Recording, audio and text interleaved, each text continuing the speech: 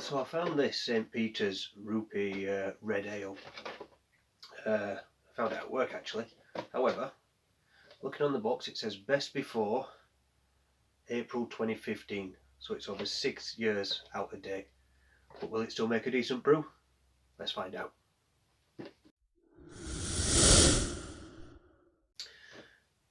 Right, ladies and gents, welcome back. I am still brewing, and as you saw, I've got this St. Peter's Ruby Red Ale.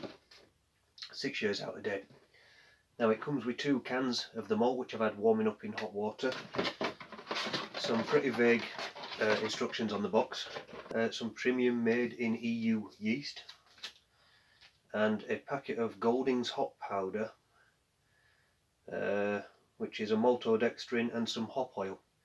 Usual, go ahead and sanitize everything. Tell you what, straight away the smell. I know that smell very well, that's fine, absolutely.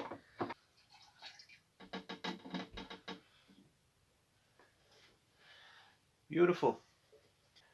Once you've filled your vessels up, you give it a right good mix up and it's time to take a gravity reading. This will be the first one, so make sure you record it. Okay, so I get that at the one, these aren't very good on these cameras, 1040. If I can achieve the full attenuation of the yeast, get it down to about 1010, that should give me a nice 4% beer.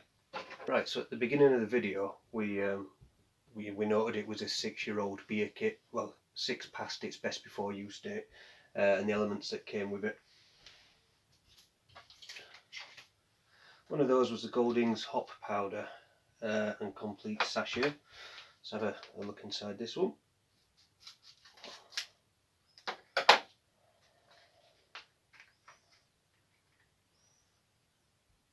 Wow, it is just literally a powder in the sachet,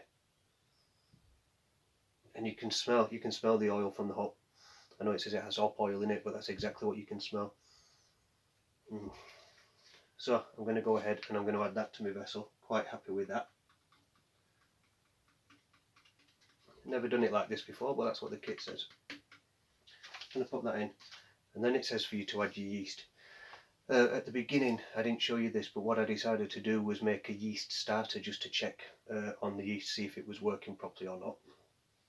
There's some warm water, I had some brewing sugar, so I put a bit of brewing sugar in there, and I added the sachet and yeast, and sadly, I mean it smells yeasty, but there is very little activity. I'm not going to risk it with this one, so I'm going to leave that out. And I'm going to use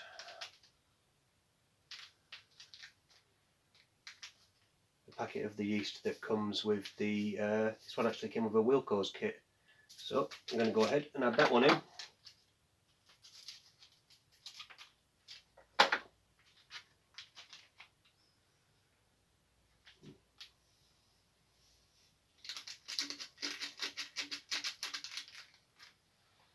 And give it another good stir.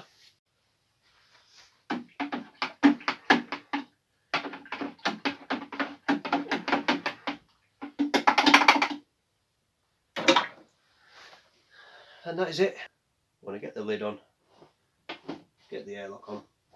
The question was, can we use an out-of-date kit? And the answer is yes, you can use an out-of-date kit, but the chances are the yeast will be done. I think I gave up too early on that yeast with the out-of-date kit. 6-year-old yeast sachet, in with a little bit of sugar water. And yeah, okay, so it was a bit of a slow starter, but it is. It's working away, it's eating at the sugars there. So could I have got away with using that sachet that came with the kit? Yeah, I probably could actually.